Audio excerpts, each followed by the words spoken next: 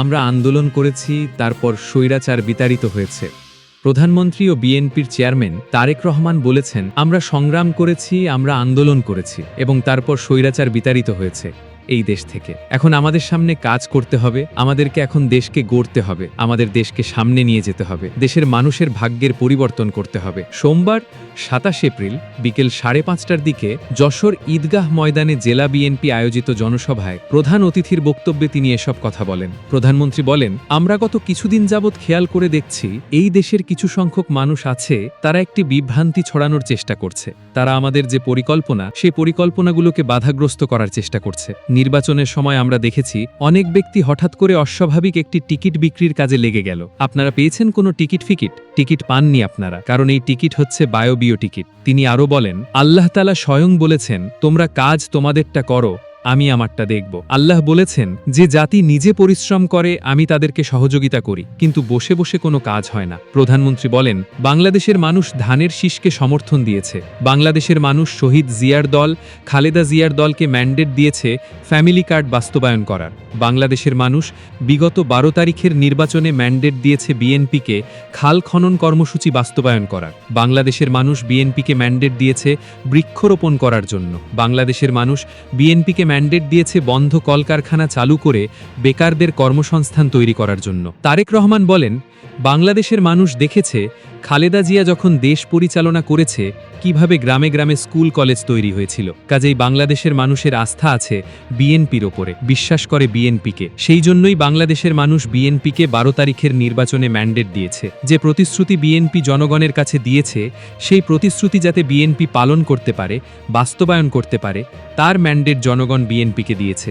একদল লোকের এই ম্যান্ডেট পছন্দ নয় এবং সেই জন্যই দেখেছেন বিভিন্ন জায়গায় গিয়ে তারা বক্তৃতা দিচ্ছে। তারা বলে বেড়াচ্ছে বিএনপি ফ্যাসিবাদের দোসর। আসুন আমরা দেখি কারা ফ্যাসিবাদের দোসর হয়ে গিয়েছে। ৫ আগস্টের পরে বিএনপি পরিষ্কার বলেছে, জুলাই আগস্ট মাসে যারা মানুষ হত্যা করেছে তাদের আইনে বিচার হতে হবে, তাদের বিচার হতে হবে। কিন্তু আমরা দেখেছি ৫ তারিখের পরে কেউ কেউ বলেছিল আমরা সবাইকে মাফ করে দিলাম। বলেছিল না? বলেছিল। বিএনপি বলেছিল এই দেশের জনগণ যে সিদ্ধান্ত নেবে বিএনপি সেটি মাথা পেতে নেবে এবং বিএনপি বিশ্বাস করে জনগণই সকল ক্ষমতার উৎস। কিন্তু আমরা কয়েকদিন আগে দেখেছি যারা বক্তৃতা মঞ্চে জোরে জোরে কথা বলে তাদেরকেই গিয়ে দেখেছি ফ্যাসিবাদের দোসরদের সাথে ঢাকা থেকে অনেক দূরে গিয়ে মিটিং করতে। জনগণ যখন সেটা ঘিরে ফেলেছে তখন আর তারা কোনো জবাব দিতে পারে না কেন ফ্যাসিবাদের সাথে গিয়ে মিটিং করেছে। সরকারের অগ্রাধিকার তুলে ধরে প্রধানমন্ত্রী বলেন, আমাদের কাছে অগ্রাধিকার হচ্ছে মা বোনদের শিক্ষার ব্যবস্থা করা, হামের টিকার অভাবে যে বাচ্চারা অসুস্থ হয়ে যাচ্ছে তাদের স্বাস্থ্যসেবা নিশ্চিত করা,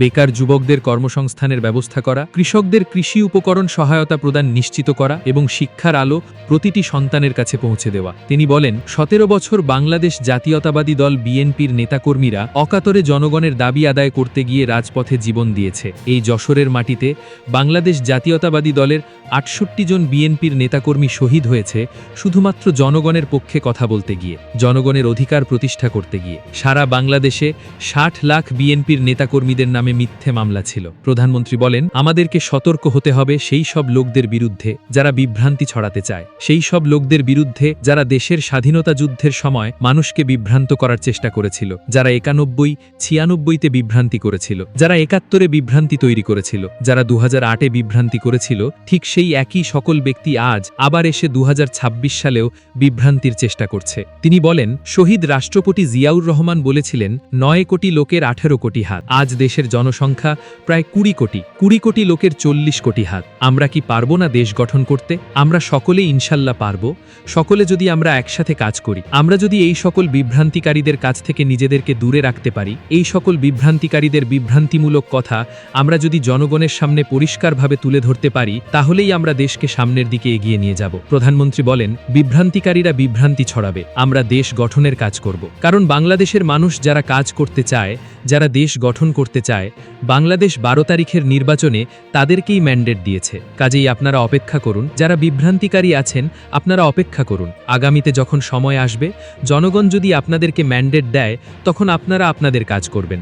এখন জনগণ ম্যান্ডেট দিয়েছে বিএনপিকে।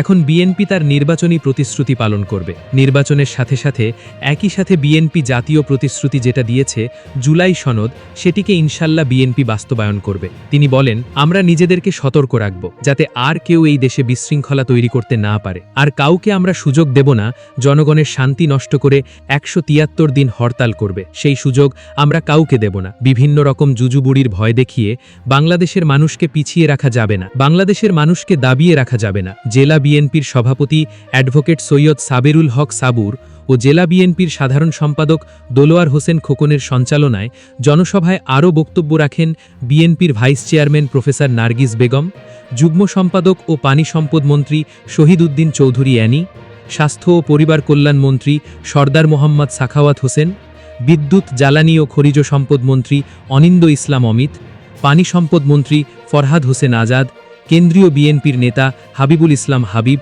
সহ আনুষ্ঠানিক সম্পাদক খুলনা বিভাগ জয়ন্ত কুমার কুণ্ডু প্রমুখ।